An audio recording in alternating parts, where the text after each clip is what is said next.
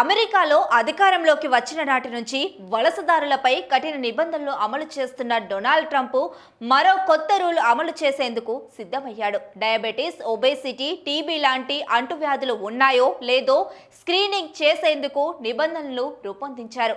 మరికొన్ని వ్యాధులను ఈ లిస్టులో చేరుస్తూ మార్గదర్శకాలు విడుదల చేసింది. అంటే ఇకపై వీసా కోసం దరఖాస్తు చేసుకున్న వలసదారుల మెడికల్ హిస్టరీపై అధికారులు దృష్టి పెట్టనున్నారు.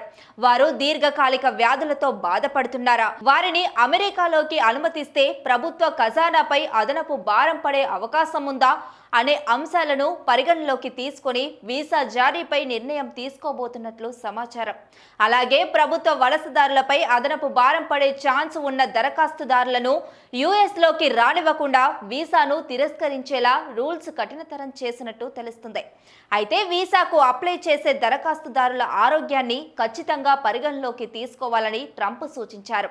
హృద్రోగ సమస్యలు, శ్వాస సంబంధిత వ్యాధులు, క్యాన్సర్, డయాబెటీస్, జీవక్రియ, నాడీ సంబంధిత వ్యాధులు, మానసిక ఆరోగ్య సమస్యలతో బాధపడే వారిని రక్షించాలంటే లక్షల డాలర్లు ఖర్చు చేయాల్సి ఉంటుంది. కాబట్టి ఇలాంటి వ్యాధిగ్రస్తులకు సుదీర్ఘ వైద్యం అవసరం.